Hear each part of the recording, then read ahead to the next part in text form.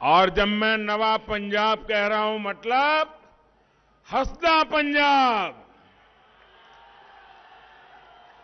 वसदा पंजाब, नचदा पंजाब, चढ़दा पंजाब, यही हमारा संकल्प है। मुझे विश्वास है आपका ये जोश, ये हौसला 20 तारीख को नवा पंजाब के लिए बीजेपी और एनडीए की जीत सुनिश्चित कर देगा।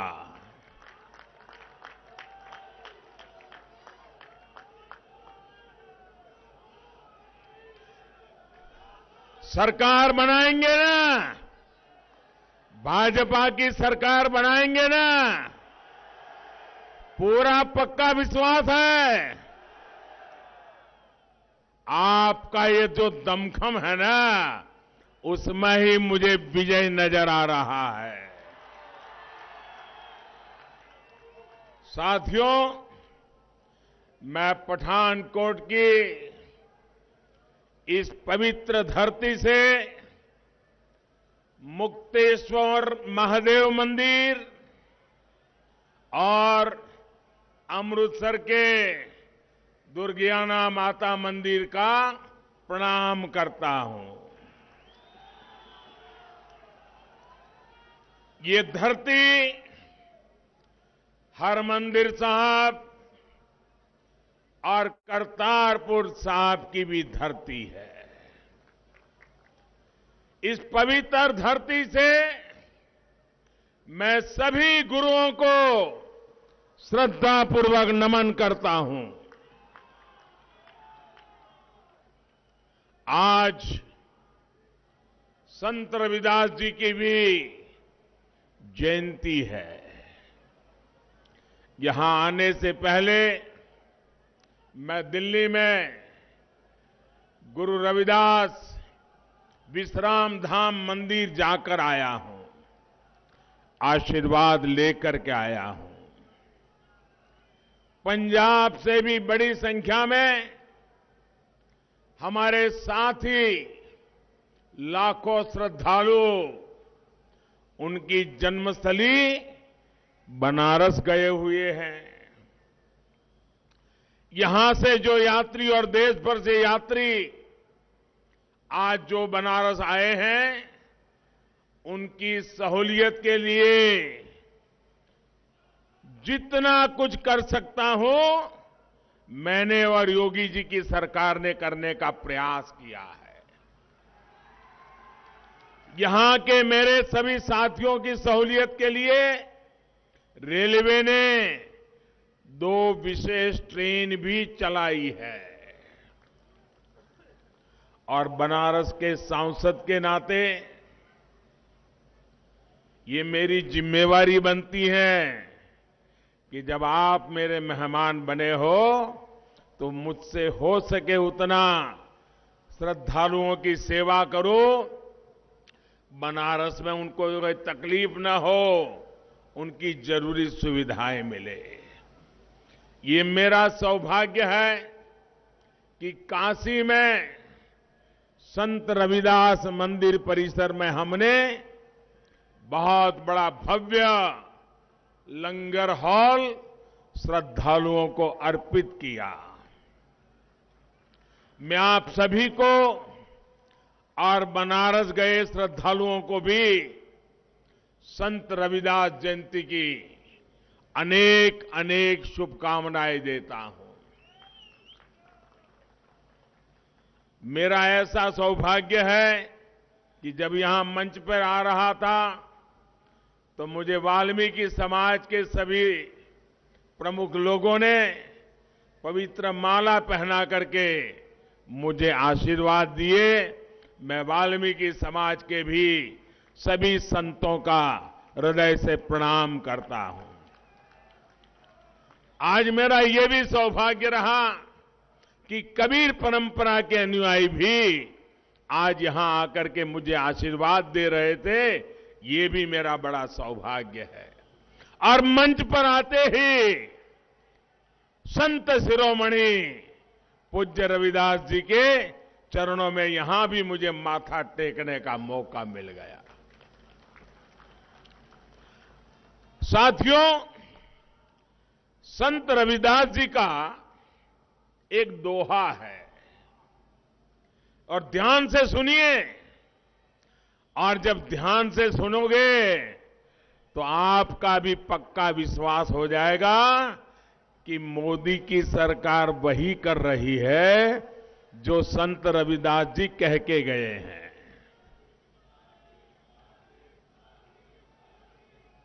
संत रविदास जी ने अपने दोहे में क्या कहा है, और उन्होंने ऐसा चाहूं, संत रविदास जी ने कहा है, ऐसा चाहूं राज में, ऐसा चाहूं राज में, मिले सबन को अन्न, छोट बड़ो सब सम बसे, छोट बड़ो सब सम बसे, रविदास रहे प्रसन्न। संत शिरोमणि पूज्य रविदास जी ने क्या कहा था?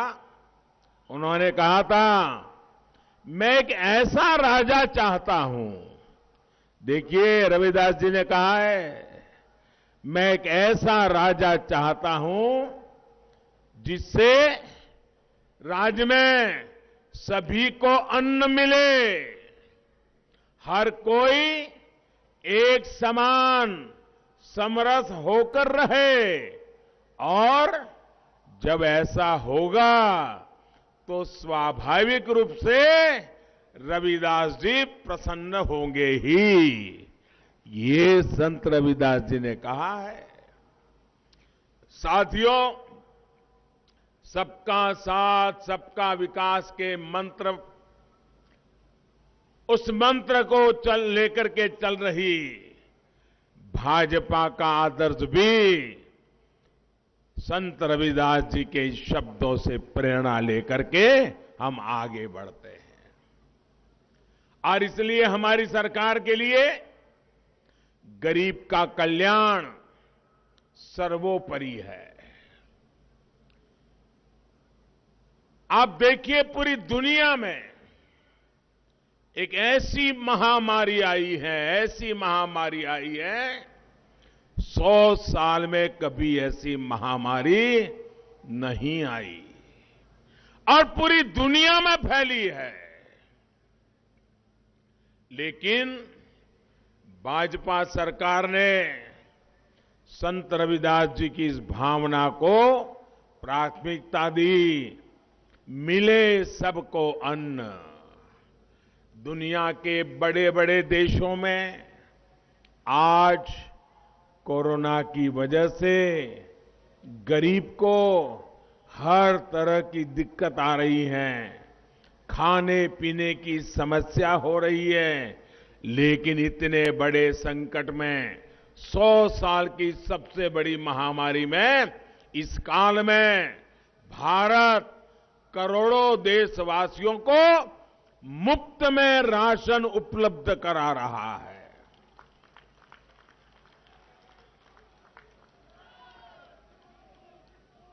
कोई भी ऐसा गरीब ना हो जिसके घर में चूल्हा न जलता हो। भाई, ये काम करना मेरे लिए एक पवित्र सेवा का काम था। पंजाब के भी लाखों गरीबों को 2 साल से मुफ्त राशन मुहैया कराया जा रहा है। हमने प्रयास किया है कि महामारी के इस समय में कोई भूखा गरीब हमारे यहां गरीब भूखा न सो जाए। कोरोना की वैक्सीन भी हमारी सरकार ने मुफ्त मुहैया कराई। गांव-गांव जाकर के मेरे देशवासियों का जीवन बचाने के लिए रात दिन काम किया और दुनिया में जो नहीं कर पाए वो काम हिंदुस्तान ने करके दिखाया। करीब करीब 95% से ज्यादा लोगों को पहला डोज तो लग ही चुका है और दूसरा डोज भी करीब करीब सबको लगने की दिशा में तेज गति से काम हो रहा है। और वैक्सीन की वजह से लोगों को कोरोना से लड़ने के लिए बहुत बड़ा सुरक्षा कवच मिला है। भाइयों बहनों, आप सबने वैक्सीन लगवाई है ना? मुझे बताइए, वैक्सीन लगवाई है ना? आपको एक नए पैसे का खर्चा हुआ है क्या? आपको कोई दिक्कत हुई है क्या? मुझे बताइए, ऐसे संकट के समय ये पवित्र काम मुझे करना चाहिए था कि नहीं करना चाहिए था? देशवासियों को वैक्सीन लगनी चाहिए थी कि नहीं लगनी चाहिए थी? भाइयों बहनों, इसी वैक्सीन की वजह से अब पंजाब में भी स्थितियां थोड़ी बहुत सामान्य होने के कारण आर्थिक गतिविधियों ने भी अपना जोर पकड़ना शुरू कर दिया है। साथियों, पठानकोट में मैं अभी देख रहा था, कई परिवारों से मैं हाथ उठा करके सबको नमस्ते कर रहा था। सारे पुराने लोगों के चेहरे आज मेरे सामने थे। एक साधारण कार्यकर्ता के रूप में कभी टू व्हीलर पर आता था, कभी रेल के डिब्बे से यात्रा करके पहुंचता था और आपके पठानकोट आता था। कभी जम्मू से दिल्ली जाता था तो रात को ट्रेन स्टेशन पे ये पठानकोट के अनेक परिवार मेरे लिए खाना लेकर के आते थे, मुझे टिफिन का डब्बा पहुंचाते थे। ऐसा जीवन का महत्वपूर्ण समय मैंने आप लोगों के बीच में बताया है। यहां की माताएं बहनें अपने बच्चों को कहती हैं, जहां लगेगी रज तो बढ़ेगा गज। याद है ना? इस हमारे माझा इलाके में हम सुनते हैं। यानी जैसे जैसे शरीर को मिट्टी लगेगी कद भी बढ़ेगा। माझा की इस मिट्टी ने मुझे मां जैसा प्यार दिया है, मां जैसा स्नेह दिया है। लेकिन जिस तरह से मुझे और भाजपा को जरा सुनना पड़ेगा, आज आपके घर में आया हूं, बताऊं ना? कोई कड़वी बात बताऊंगा तो बुरा नहीं लगेगा ना? ऐसा नहीं, जोर से बताइए। थोड़ा कड़वी बात बताऊं तो बुरा नहीं लगेगा ना? पक्का नहीं लगेगा ना? तो बता दो, बता दो। अब देखिए, आपके बीच में मैं इतने साल रहा, आपकी रोटी खा करके मैं बढ़ा, लेकिन जिस तरह से मुझे और भाजपा को हिंदुस्तान के अनेक राज्यों में सेवा करने का अवसर मिला, वैसा अवसर मुझे पंजाब की सेवा करने का नहीं मिला है।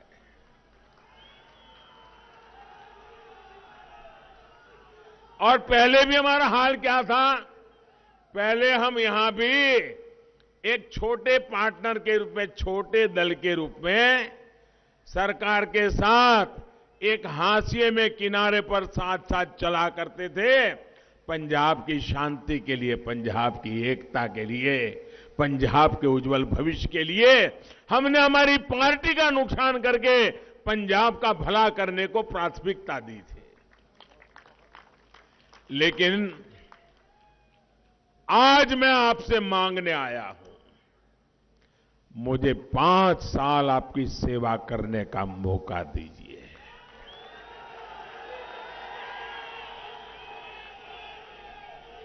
मैं आपको भरोसा देता हूं, मैं आपको भरोसा देता हूं, किसानी, व्यापार, इंडस्ट्रीनो लाहेबंद बनाया जाएगा। गरीबां ते मजदूरां नू उन्हां दे एक दिते जाणगे। पंजाब नू महफूज ते चढ़दी कलावा बीच रखावे। साथियों, जनता जब भाजपा को मौका देती है, फिर न जनता हमारा हाथ छोड़ती है, न जनता हमारा साथ छोड़ती है, और न हम जनता की सेवा का काम छोड़ते हैं। हम इतने राज्यों को जहां जहां हमको सेवा करने का मौका मिला है, जरा देख लीजिए, विकास का जो सिलसिला भाजपा की सरकार में शुरू होता है, जनता भी ऐसा साथ देती है, ऐसा साथ देती है कि कभी विकास का काम रुकता नहीं है। एक और बात भी आपने देश भर में देखी होगी, जहां एक बार भाजपा के पैर जम जाते हैं, वहां दिल्ली में बैठकर रिमोट कंट्रोल से सरकार चलाने वाले परिवार की छुट्टी हो जाती है। मतलब जहां विकास आया, जहां विकास पहुंचा, वहां वंशवाद का हुआ सफाया। जहां शांति और सुरक्षा आई, वहां तुष्टीकरण और भ्रष्टाचार की विदाई। यही विदाई इस बार पंजाब में देनी है। भाजपा के विकास, पंजाब के विकास के साथ नवा पंजाब के लिए मेहनत करने में कोई कसर भारतीय जनता पार्टी नहीं छोड़ेगी, ये मैं आपसे वायदा करने आया हूं।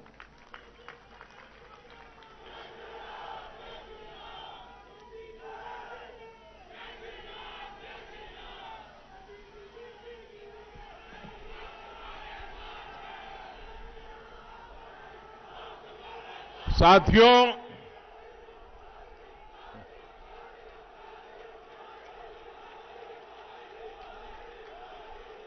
आपका प्यार मेरे सर आंखों पर, दोस्तों, आपका प्यार मेरे सर आंखों पर।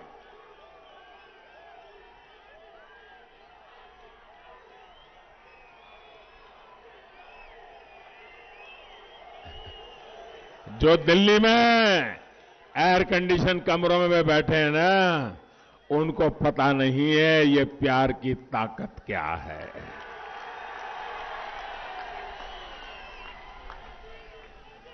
पठानकोट और मांझा की ये धरती वीरों की धरती है, वीरों की धरती है। यहां घर घर से नौजवान देश की सुरक्षा के लिए सीमाओं पर सेवा दे रहे हैं। इसी मांझा से गुरुओं ने सिख धर्म को भी विस्तार दिया था। लेकिन सरकार अगर संस्कारों के खिलाफ चलने वालों की हो, तो वो विरासत और पहचान दोनों को मिटाने के लिए लग जाती है। कांग्रेस ने पंजाब और देश की शान के खिलाफ क्या क्या कुकृत्य नहीं किए। इसी पठानकोट पर जब पाकिस्तानी आतंकियों ने हमला किया था, तब देश उस संवेदनशील मौके पर एकजुट था। लेकिन कांग्रेस पार्टी के नेता क्या कर रहे थे, आप मुझे बताइए, जरा आप मुझे जवाब दीजिए।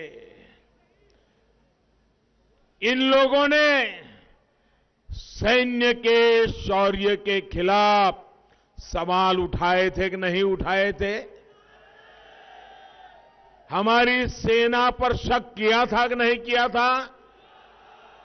मेरी इस धरती के लालों पर शक किया था कि नहीं किया था?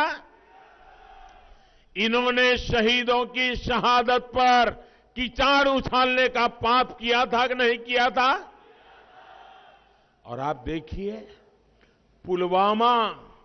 पुलवामा के हमले की बरसी पर भी ये कांग्रेस के लोग अपनी पाप लीला को बंद नहीं कर पाए, बाज नहीं आ रहे हैं। वो हमारी सेना की बहादुरी को फिर से सबूत मांगने लग गए हैं। मैं वीर जवानों को और पूर्व सैनिकों का आभार व्यक्त करता हूं कि उन्होंने मुंह तोड़ जवाब देकर के कांग्रेस ने मुंह पर ताले लगा देने की कोशिश की है जी। अब आप लोग ये तय करिए, क्या पंजाब जैसे सीमावर्ती और संवेदनशील राज्य की सुरक्षा ऐसे लोगों के हाथ में हम दे सकते हैं क्या? ऐसे लोग आपको सुरक्षा दे सकते हैं क्या? ऐसे लोग आपका भला कर सकते हैं क्या? ये आपकी चिंता कभी कर सकते हैं क्या?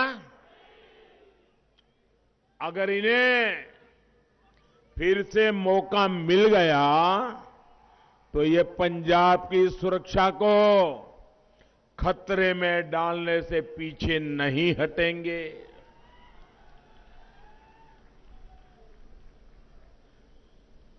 पहले कभी कांग्रेस में कैप्टन साहब जैसे लीडर थे, उनको इस गलत रास्ते पर जाने से रोकते थे, अब तो वो भी वहां नहीं है।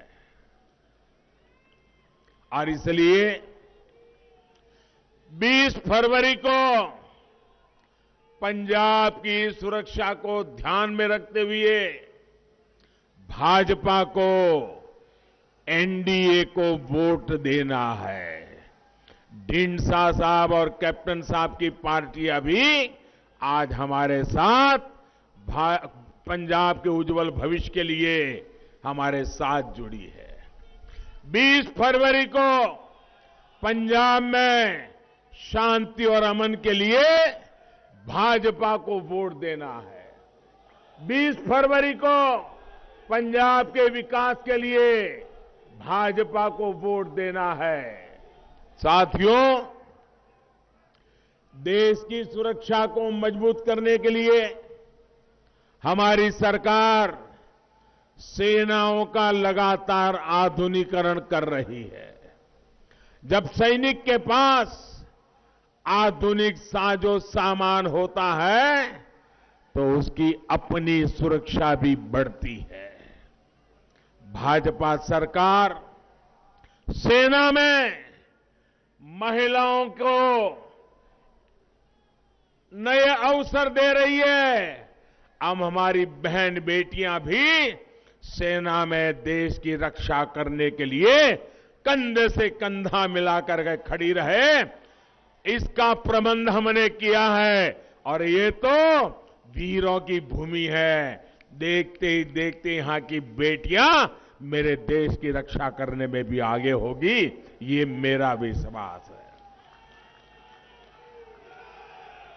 परमानेंट कमीशन देना हो, इतना ही नहीं, हमने एक बहुत बड़ा महत्वपूर्ण निर्णय किया है।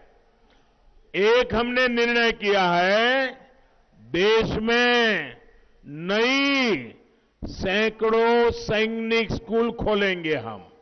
सैकड़ों नई सैनिक स्कूल खोलेंगे। इतना ही नहीं, उन सैनिक स्कूलों में बेटियों को भी एडमिशन दिया जाएगा। उनके लिए भी सैनिक स्कूल के दरवाजे खोल दिए जाएंगे। भाइयों, मुझे बताइए, मेरी बहन बेटियों को अपनी वीरता दिखाने का अवसर मिलेगा कि नहीं मिलेगा? उनका सामर्थ्य दिखाने का अवसर मिलेगा कि नहीं मिलेगा? ऐसे कई कदम हमारी सरकार ने उठाए हैं। सीमावर्ती इलाकों में हमने जो सीमावर्ती स्कूलें हैं और जो अच्छी स्कूलें हैं, वहां पर स्कूलों में एनसीसी का विस्तार करने का निर्णय किया है। देश में हजारों नई स्कूलें अब एनसीसी का केंद्र वहां भी उपलब्ध हो जाएगा, ताकि सीमा पर देशभक्ति का जो ज्वार है, उनको देश के लिए कुछ करने का अवसर मिलेगा। और भाइयों बहनों, इस बजट में आपने देखा होगा, आप तो सीमा के बिल्कुल पास में है। इस बजट में हमने बड़ा महत्वपूर्ण निर्णय किया है और इसका बहुत लाभ मेरे पंजाब के गांवों को मिलने वाला है। हमने बजट में, और ये खोखले वादे नहीं है, बड़ी बड़ी बातें नहीं है, बजट में प्रावधान कर दिया गया है। क्या? सीमावर्ती गांवों में एक वाइब्रेंट विलेज योजना लागू की जाएगी और जो हमारे सीमा के गांव है, उनको विशेष सुविधाएं दी जाएगी। वहां पर इंफ्रास्ट्रक्चर बनाया जाएगा, वहां स्किल डेवलपमेंट के लिए काम होगा, वहां टूरिज्म डेवलप किया जाएगा, वहां पर उद्योगों को काम दिया जाएगा। एक नया पूरा सीमा क्षेत्र को बल देने का काम हम करने वाले हैं। साथियों, हम पंजाब को पंजाबियत की नजर से देखते हैं। हमारे लिए पंजाबियत ये सबसे प्रमुख है। ये जो हमारे विरोधी लोग हैं ना, वो सिर्फ और सिर्फ पंजाब को सियासत के चश्मे से देखते हैं। हम पंजाबियत को गहराई से देखते हैं भाइयों। और इसलिए हमें करतारपुर साहिब कॉरिडोर के विकास का सौभाग्य मिला। मैं आज कांग्रेस सरकार के सामने कुछ गंभीर सवाल पूछना चाहता हूं और मैं पूरे पंजाब को गुरुओं के आशीर्वाद लेकर के जीने वाले हर पंजाबी को मैं कहना चाहता हूं, मैं जो सवाल पूछ रहा हूं वो सवाल आप भी पूछिए। आप मुझे बताइए, जब भारत विभाजन हुआ, नेता कौन थे भाई? कांग्रेस के थे कि नहीं थे? थे कि नहीं थे? देश के टुकड़े हुए तब कांग्रेस के लोग थे कि नहीं थे? क्या इनको इतनी समझ नहीं आई कि 6 किलोमीटर दूर सीमा से हमारे गुरु नानक देव जी की तपोभूमि, क्या विभाजन के समय वो 6 किलोमीटर और गुरु नानक देव जी की पवित्र भूमि भारत में रख सकते थे कि नहीं रख सकते थे? रख सकते थे कि नहीं रख सकते थे? रखना चाहिए था कि नहीं चाहिए था? जरा हिम्मत से बताओ, रखना चाहिए था कि नहीं रखना चाहिए था? ये पाप किया है कि नहीं किया उन्होंने? हमारी भावनाओं को कुचला है कि नहीं कुचला है? दूसरी घटना, 65 की लड़ाई हुई, भारत की सेना लाहौर में झंडा फरकाने की ताकत के साथ आगे बढ़ रही थी। बढ़ रही थी कि नहीं बढ़ रही थी? बढ़ रही थी कि नहीं बढ़ रही थी? अगर 65 की लड़ाई में थोड़ा 2 कदम आगे जाते तो गुरु नानक देव जी की तपोभूमि हमारे पास होती कि नहीं होती? होती कि नहीं होती? वो पहला मौका चूक गए विभाजन के समय, दूसरा मौका चूक गए 65 की लड़ाई में, और फिर बांग्लादेश की लड़ाई हुई। बांग्लादेश की लड़ाई हुई, 90,000 पाकिस्तान के सैनिकों ने हिंदुस्तान की सेना के सामने घुटने टेक दिए। 90,000 सैनिक हमारी कैद में थे, हिंदुस्तान की कैद में थे।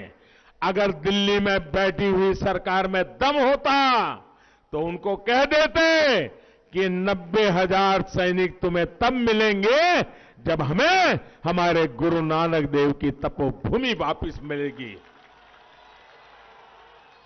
ये काम उनको करना चाहिए था कि नहीं करना चाहिए था?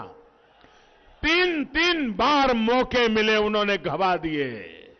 3 बार मौके मिले, गवा दिए।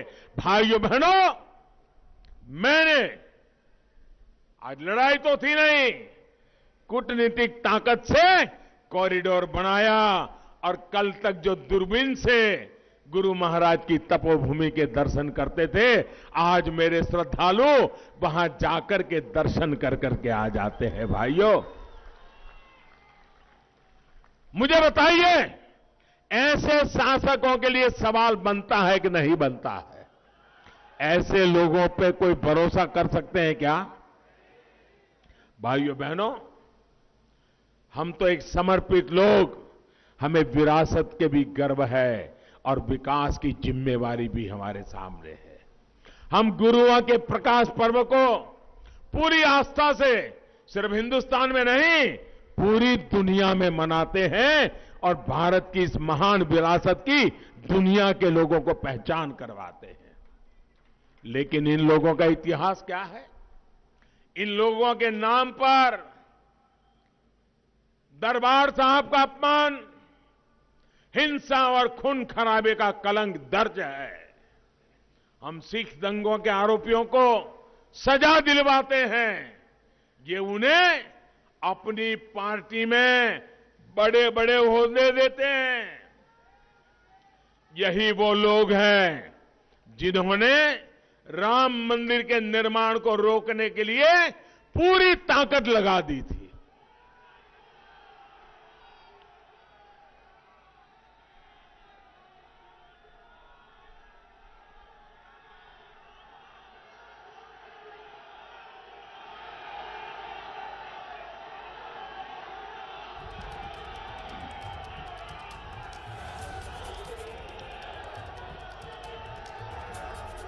काशी विश्वनाथ धाम बना तो उस पुण्य काम भी, उसका भी ये लोग विरोध करते रहे।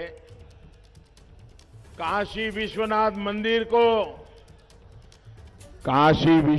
मंदिर को सदियों पहले माझा की धरती से विशेषता रहा है। मंदिर के लिए सोना चढ़ाने का काम उस जमाने में महाराणा रणजीत सिंह जी ने ही किया था। भाइयों बहनों, हम अपनी इस विरासत को देश की एकता, अखंडता से जोड़कर देखते हैं। इससे पर्यटन भी बढ़ता है, युवाओं को रोजगार भी मिलता है, लेकिन उन्हें देश की आस्था और विरासत से ही उनका सुनते ही उनके कान लाल हो जाते हैं। चीड़ है उनको। पंजाब के लोगों ने दशकों तक ऐसे दलों को बर्दाश्त किया, अब उन्हें इस बार भाजपा को मौका देना है। और मैं परसों जालंधर आया था, मुझे यहां से जो खबरें मिल रही है, पंजाब ने पक्का कर लिया है इस बार पक्का परिवर्तन, भाजपा की सरकार। भाइयों और बहनों, कांग्रेस पार्टी की करतूतों का साथ देने के लिए अब उन्हें पार्टनर इन क्राइम भी मिल गया है। पार्टनर इन क्राइम भी मिल गया है। आप देखिए कितनी समानता है दोनों दलों में।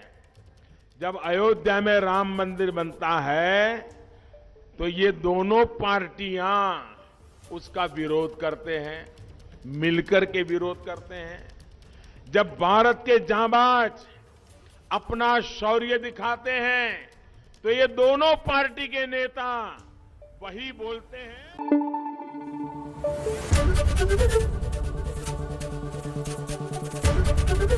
एबीपी न्यूज आपको रखे आगे।